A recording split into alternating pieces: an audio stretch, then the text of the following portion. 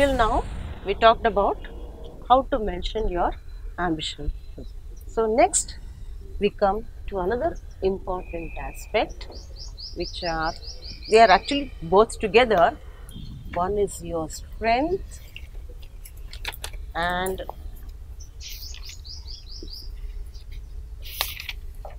the other one is your weakness. Strengths and weaknesses.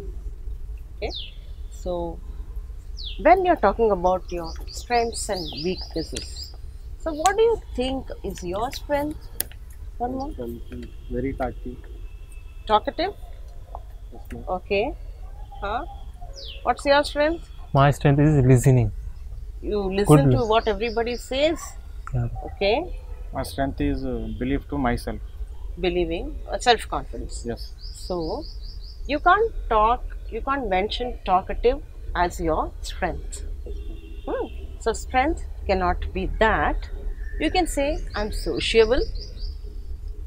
So different ways of saying, as I said. So instead of saying again strengths or weaknesses, you say you want to mention that you talk freely with everybody. You can say you are sociable. And then what about Arvind? What did you say your strength is? Listening. So you can say I'm a patient listener. Sense. A patient listener. What is your strength? Myself. Yes, your strength is self-confidence. Then the other strengths can be sincerity. I'm good at communicating with others. You can say I'm hardworking. Then adaptable. And or you can say I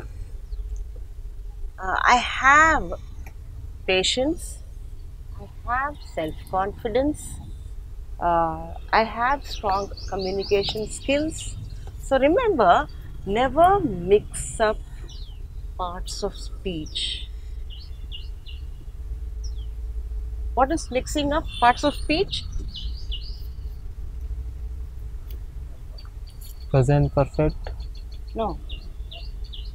When you are talking about nouns, I have confidence, I have patience, I have communication skills, I have a strong positive attitude, all with have nouns. But when you are talking about adjectives, you are. Remember the difference between a noun and adjective? A noun is something which you can have, qualities which you can possess. An adjective is describes you. Then you say, I am sociable, I am patient, I am listener. a patient listener, I am self-confident, I am hardworking, I'm a good communicator, and then I am self-motivated.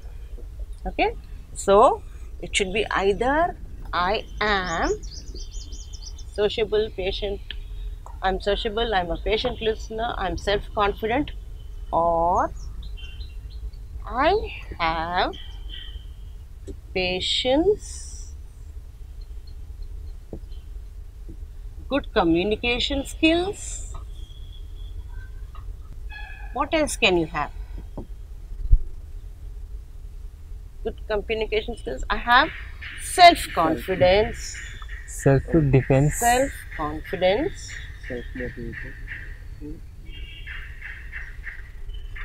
You are self-motivated or you have self-motivation? Yes, So you are self-motivated.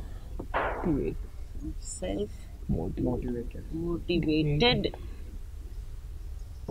This describes what you are. This describes the qualities that you have.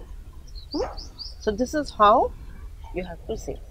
So you can say patience, good communication skills, self-confidence, punctuality, adaptability are my strengths. Strength.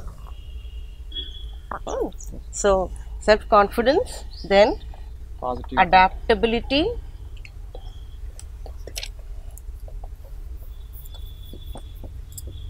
Positive attitude. positive attitude,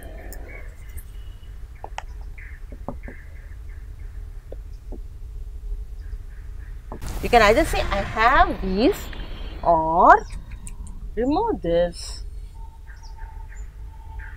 These are my strengths. Strength. It's only to give a variety to your way of expressing, because you know that the high competition that you all face nowadays, there are so many people applying for the same job, so you have to be very careful. You have to stand above them, right? There should be something more than what others have. So everybody has a good qualification, everybody is qualified, everybody is skilled, but through your introduction, you show that you have some other qualities too. That is by way of expression. So next we come to, so you can say I am good at marketing, I am good at networking, I am good at I have good analytical skills, I have a good command over languages. It could be computer languages, C++, Java, or Web program. all those. So depending on whatever you are saying, these should match the job for which you are applying. Okay, like he would say good communication skills, positive attitude, adaptability, motivational skills. So now as a teacher, these are the skills which you need. So as a government employee, all the qualities are needed. As a software engineer, again, good communication skills, confidence, adaptability. If so, you subject knowledge, and later on, if you become a team, you should be a team player. Yeah. You should be able to work with everybody. So you can say, I am a team player. In the sense, you are prepared to play any role in a team. Either become a team member or become a team leader. So either one, it is needed. Team player includes both. So the strengths that you give, whatever you tell, should match the job for which you are applying. Okay, any doubts? No. So next, you can also say that, as I said, you have to justify also. In case they ask you, okay, give us one instance where you showed good communication skills or you showed motivational skills, you should be prepared to say that, to justify that through some example.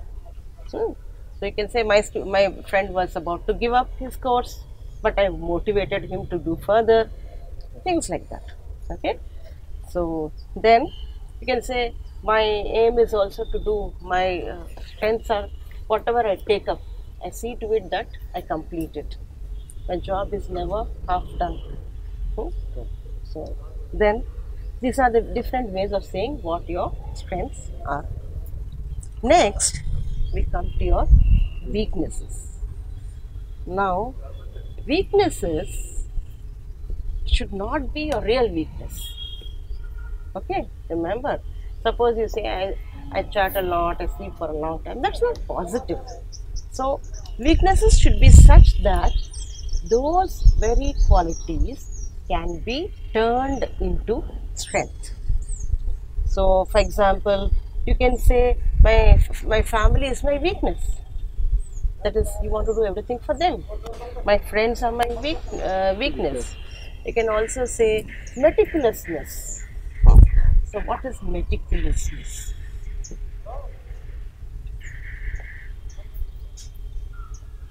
In a sense, people are perfectionists. Some people want to do a thorough job when they start. So I am meticulous. This is my weakness. In the sense, you're not satisfied if the job is not properly done. That is meticulousness. I am a foodie. Foodie is a weakness. Then they'll start wondering, oh, do we come to work Only for food? Okay. If it's a job to do with, if it's a job for a chef, then you can say, because of late, this is also a very big field, isn't it? Hotel management and hospitality management is also a very big thing. Those people have to say that. Okay. Now, finally coming to your native place. So, how do you mention your native place? My native place is Hyderabad. My My native place is Hyderabad. Instead of saying my native place, again don't mention the same headings. Ambition, qualification, native place. You say, I am from I Hyderabad. am from Hyderabad. I hail from Hyderabad. I'm a native of Hyderabad. Or I come from Hyderabad. Hyderabad. So which tense should all this be? Because your native place does not change. So it should always be in simple present. Present. So you can say any of these. I hail from, instead of saying my native place is, a different way of putting it is I am from, or I come from, I hail from. I hail from.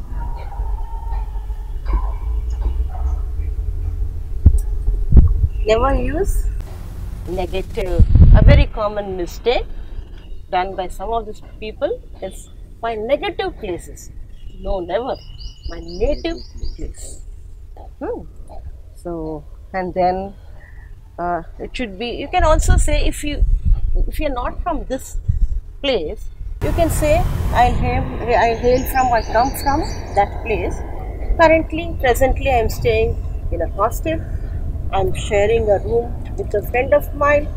Can be anything. Then, after you talk about your native place, you talk about your family. Again, as I mentioned, don't say my family is. You can say ours is a small family, nuclear family, joint family. Any one of these can be mentioned.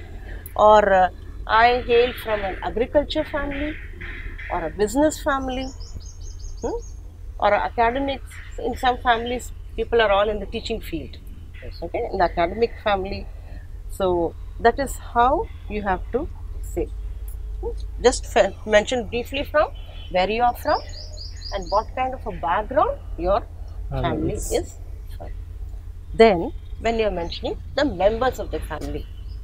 So suppose you say there are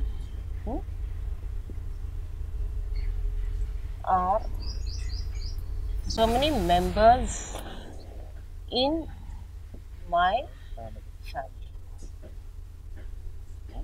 So how do you say that? Sorry. So how do you mention that? So when you say my family, you are mentioning not yourself, you're not including yourself, you're talking about the others. Okay? But but when you say we are four members in my family.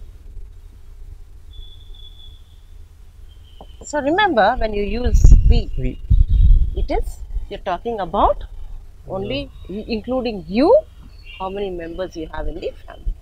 But when you're talking about others, there are this many members in my family. Okay. So when you mention your father's name, next coming to your parents, you have told how many members are there in your family. Now coming to parents. So again you say my father's name, my father is. You just have to mention the name, not Mr. Not necessary. My father is Verma or whatever. Okay. So in our country we do use Mr. It is not wrong, but it is not wrong to say without that also. My Father is Father Narayana. He is a businessman. He is a teacher. He is a farmer. Hmm. My mother is, give her name, she is a homemaker. Hmm. She helps my father in the field work. He works. Hmm. Mostly that's what we assume, isn't it? So, if yes, you had some doubt. How do you use expire Hmm. person? So rather than saying my father is expired, or you can say my father is no more. Hmm. So no more or passed away, because we use the term expired only for things which come with a term. You know, like when you sign a rent, it comes expiry. You have an expiry date. The lease expires on a particular date, comes to an end, which is known beforehand. Even when we talk about medicines come with an expiry date, don't they? That means when they manufacture it, they have decided when it's going to come to an end. So never use it for people. Say, and never mention later. My father is late. No. My father's name, or my father is so and so. He is no more. He was an agriculturist. He was a farmer. Those are the different ways of saying it. Okay. So never to be mentioned, never to mention late or expired Died. or Died. died also. People don't like to mention that. Expired He is no more. properly. He is no more. He is That's no the best way of saying. My father is no more. Next, the last thing almost is siblings. When you talk about your siblings, now, if how many siblings do you have? Okay, then you don't have to mention siblings. If your brothers and sisters are of the same gender, you have two brothers or two sisters, don't say I have two siblings, both are sisters, both are brothers. No. Only when you have one sister and a brother, you say that I have two siblings, an elder brother and a younger sister, or two younger brothers, a younger brother and a younger sister also. So Okay. remember, the word sibling is to be used only when they are of different genders, not if both are brothers or three brothers, or both are sisters or three sisters. That should not be mentioned. So suppose you have two younger sisters. So you can say, I have two younger sisters, and you want to mention what they are doing. The elder of the two, the elder of the two is married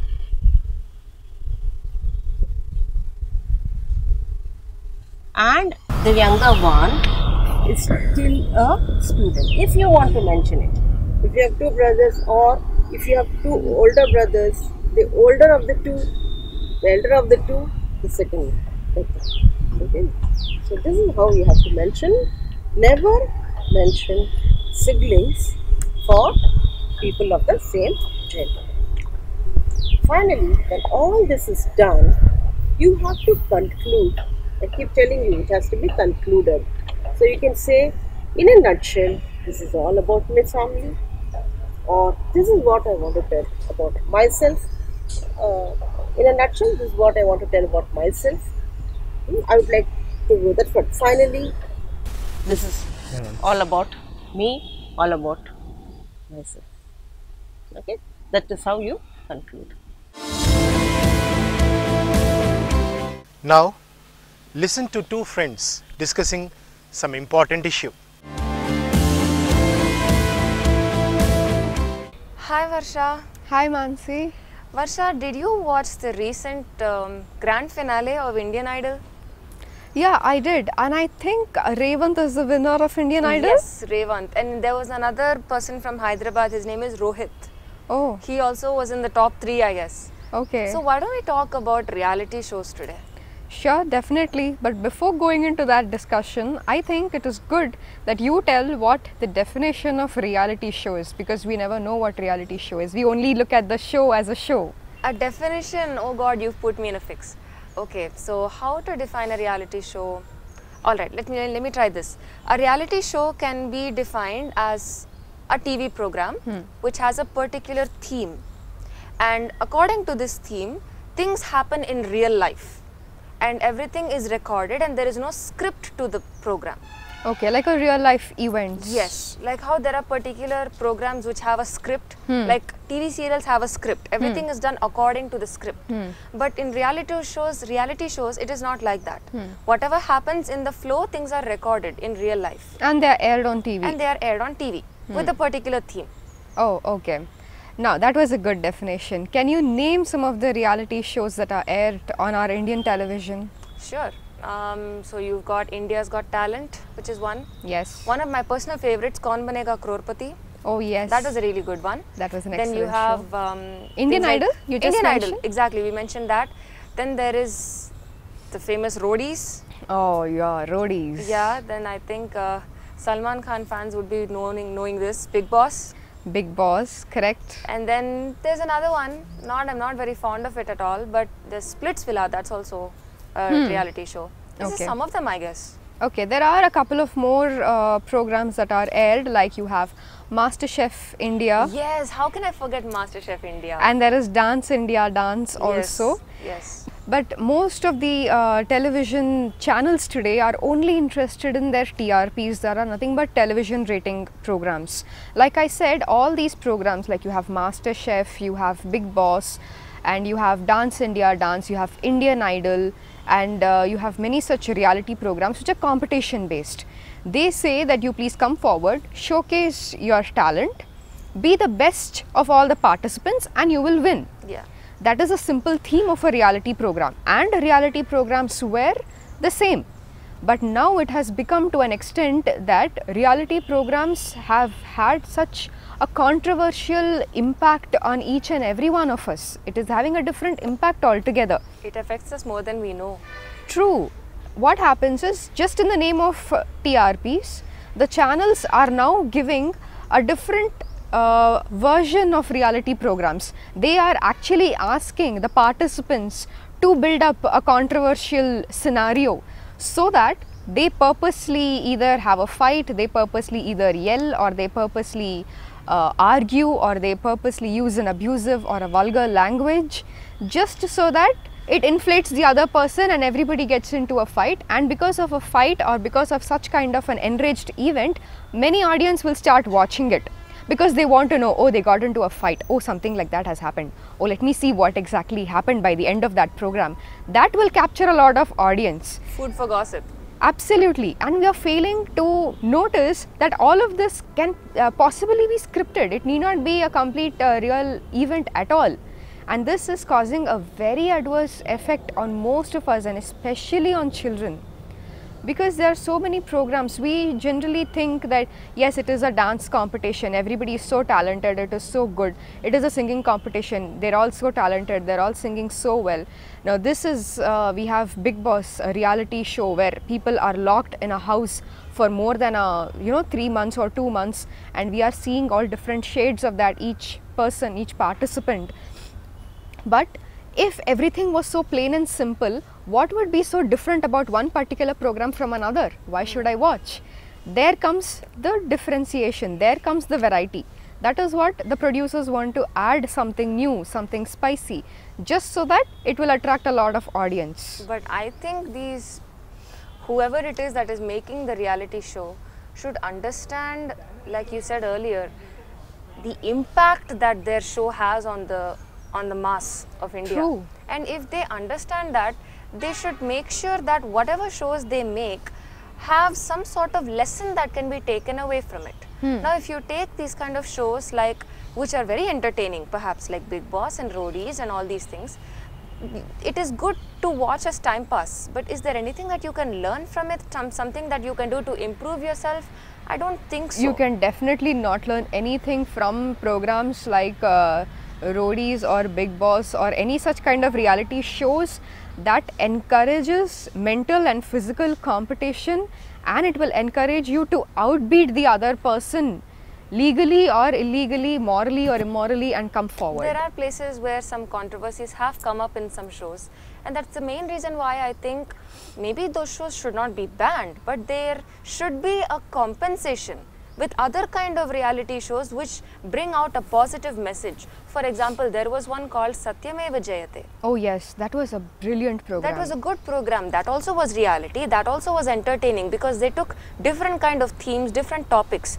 But then everything that they took, they tried to give the people information about it. Exactly. And try to make people aware of what actually happens. That show actually portrayed honesty and real incident and how a person coped through that time. They spoke about with the problems that women face. They spoke about farmers. They spoke about science and technology. Everything. They were able to incorporate different themes, different subjects onto one common platform and bring people to talk about that. Exactly. And it was informative. It brought about awareness. It was entertaining to watch because apart from gossip, if you see something new, you will naturally be attracted to it. True. You'll be like, what is that? Let me learn about it. There will be that thirst and the curiosity that will attract a person to such a show. Exactly. Along with shows, entertaining ones like Bigg Boss and Roadies and Dance India Dance and other things, there should be compensation where there are shows which create awareness. True. Like that also is what I feel. There are programs when it comes to different countries, and even in India at places, there are programs that comes with a disclaimer. So I think these programs need not be banned. If they are made for entertainment purposes, let us all be entertained. Good. Let us all have number of Bigg Boss programs, Roadies, a lot of Satyameva Jayates, and a lot of Indian Idols, and a lot of dance programs, and India's Got Talent. We will have all of these reality programs. But at the same time, let us put a disclaimer and say that this is what we are trying to view. This is what we are trying to showcase. So please do not take this, and let there be an age limit, so that it will not affect the younger audience. I know even the audience also should be wise in what they choose to watch. True. Although these shows can put an age limit, how much effort does it take for a child of 6 or 7 years or 10 years to just switch the channel and watch them? Exactly. There should be a certain level of discretion within the minds of the viewers also. True. And I hope that all the viewers, even those who are watching us right now, choose to engage themselves and in activities and in shows by watching shows which help them improve themselves, not only just for entertainment. True. Because at the end of the day, it is not only about marks or money or how well you do at the end of the day. It is how much you improve yourself every day as a human being. Exactly. And if you watch good shows that are entertaining, that help you improve something in yourself, which create awareness, you can do something for the society, you can improve yourself as a human being. I guess that's the goal at the end of the day. That is. And we must also be careful that these kind of reality shows do not cause an adverse effect. Because in the name of television rating points, in the name of earning a lot of money, in the name of getting a bigger turnover, it so happens that some of these or most of these reality shows will end up having a very controversial episodes sometimes. And when the children watch, knowingly or unknowingly, this ends up having a very adverse effect on them. They see a very mean or vulgar language. They see a lot of celebrities on TV using that kind of language. If there are children who are fans of particular actor or a particular celebrity or anybody on TV, there are very good chances that the children will start picking up the language that they are using. They will start picking up what the adults on the TV are using. Because they think it is okay to be like that. Yeah, they think it is okay. If they can do it, I mean, even we can do it. They are showing it on TV. If it is that bad, they will not show it on TV. If they are showing it on TV, then even we can learn. It is okay to do it. It is out of innocence. So that is exactly why I thought that a proper age discrimination should be there when it comes to certain reality shows. I agree. And we must always keep in mind that these reality shows are only made as a purpose of entertainment alone. Some of these programs are very good to watch, like you have Kaun Banega Crorepati, and you have India's Got Talent, you have Indian Idol, you have MasterChef India. To name a few, there are many actually. These are only to name a few. These kind of programs are actually calling out to people, asking them to engage in these activities, to showcase their hidden talent. It is giving all of them a platform to come out and to voice their opinion, to participate, to win and to prove for themselves also. it is good.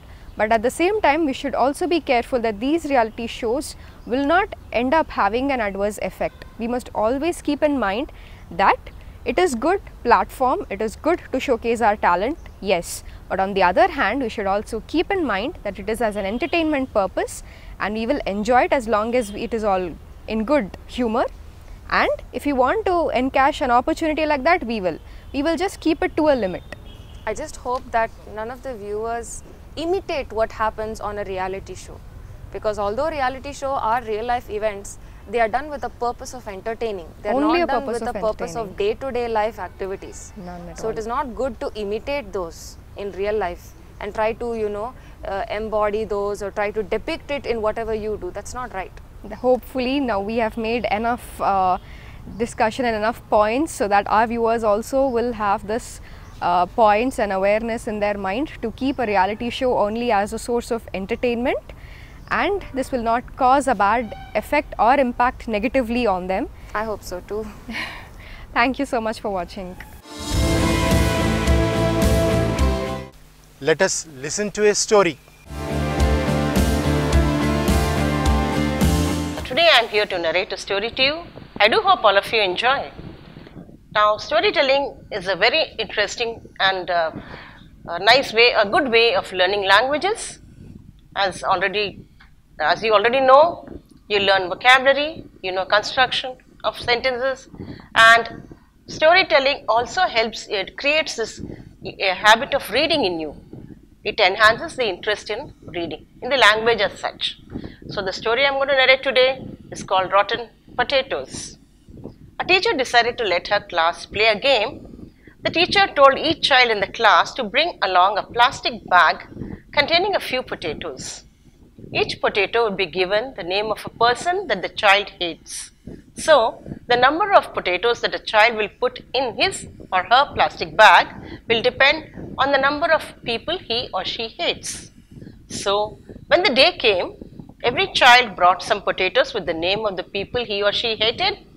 Some had 2 potatoes, some 3, while some up to 5 potatoes. The teacher then told the children to carry the potatoes with them in the plastic bag wherever they went. They went to the toilet for a week. Days passed by, and the children started complaining about the unpleasant smell let out by the rotten potatoes. Besides, those having 5 potatoes also had to carry heavier bags. After 1 week, the children were relieved because the game had finally ended. The teacher asked, "How did you feel while carrying the potatoes with you for 1 week?" The children let out their frustrations and started complaining of the trouble that they had to go through while carrying the heavy and smelly potatoes wherever they went. Then the teacher told them the hidden meaning behind the game. The teacher said, "This is exactly the situation when you carry your hatred for somebody inside your heart. The stench of hatred will contaminate your heart, and you will carry it with you wherever you go. If you cannot tolerate the smell of rotten potatoes for just 1 week, can you imagine what it is to have the stench of hatred in your heart for your lifetime? So, throw away any hatred for anyone from your heart so that you will not carry sins for a lifetime. Forgiving others is the best attitude to have. Love others even if you don't like them." So, what it just means is that we should not hate anybody, and whatever hatred we have in our heart, that is going to make our life more miserable. It's going to make our life more difficult because it's a burden that we carry with us. So, the best thing is forgive people who have troubled you and forget what they've done to you. Thank you.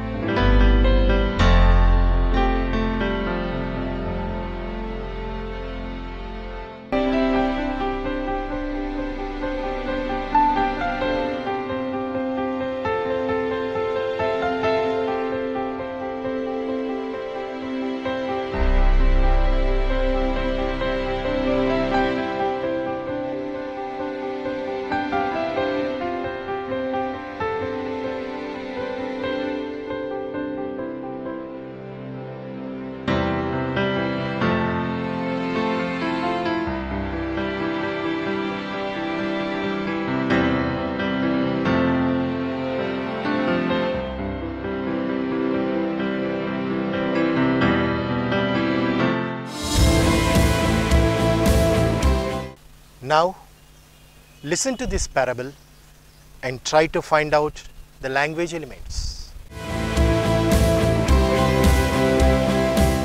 Let's have a small change and listen to a story and learn something from it.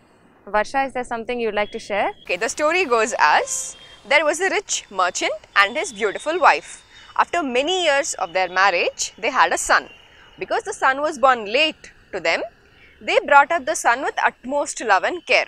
All of that is good, but they ended up pampering him to an extent that he became a spoilt brat and he became a spendthrift. What is a spendthrift? Spendthrift is a person who would spend money thoughtlessly on things that are absolutely unnecessary. Okay. The child became so arrogant, so dominant, and he started demanding everything in the house. Anything he asked for, the parents would do it for him. They would bring it and they would give it to him. And that is how the child became a spendthrift. So one day the son came to the father and he asked, "Father, I want to buy one item which is very expensive." The father said, "The item is very expensive and you don't need it. As of now, you don't need it for your age." But the son didn't listen because he was very arrogant and he was very demanding. He asked, "No, I want it." The father said, "If you want to purchase anything hereafter, why don't you earn it? You earn your money and then you buy." Because the son took this up as a challenge and he was very arrogant, like I said, he did not take a no for an answer. He took this entire incident as a challenge and he said, "Then I will earn and show it to you and I will buy whatever I want." The next day the son went out and he tried to find a job for himself. All that he could do is find a job as a coolie, as a daily wage laborer. And every day he used to work hard, he used to bring home his wages. Every time he used to earn whatever he would earn, he would give it to his father. And his father would take that money and throw it into the well. Every day the son would see this, that every day I am earning my hard-earned money and my father is throwing it in the well. The child kept quiet. After 3 days, after 4 days, after 10 days, and finally the son lost patience. And he asked, "Father, why is that you are throwing away my hard-earned money into the well every single day?" The father then sat with a lot of patience and he explained to the son, "That is exactly what you are also doing, my son. My hard-earned money you are spending on items which are absolutely unnecessary. It is equivalent to throwing the money in the well. Every time you are asking for an item, every time you are demanding for an item which is very expensive or which is unnecessary at that moment, you are being a spendthrift and you are spending it on those items thoughtlessly. That is exactly what I wanted to tell you also. That is why your money was thrown into the well. Because it was your hard-earned money, you felt hurt. And the same thing happened to me when you started spending my money thoughtlessly." Now, what did you get from this? I think we should understand the value of money. It does not come easy. Exactly. Money does not grow on trees, I guess, right? True, true. So whatever money that is given to us by our parents or whatever money we earn for ourselves, we should spend it wisely because there was so much of effort put into getting that money, and the same amount of care should be kept when using the money also. Exactly. We should be careful as to what we need. ఏదైతే అవసరం ఉందో దాన్ని మీరు save చేసి కొనుక్కోండి. Then use it wisely. Just because my friend has something, I should also buy. Just because my friend has an expensive laptop, I also want to buy a laptop. They have an expensive smartphone, I also want a smartphone ani unnecessary demand chesi parents ni ibbandi petti. Don't unnecessarily be a spendthrift and spend money on things that are unnecessary. That is exactly what you said. You should understand the value of money. Hope you were able to get the same message that we all did, and thank you so much.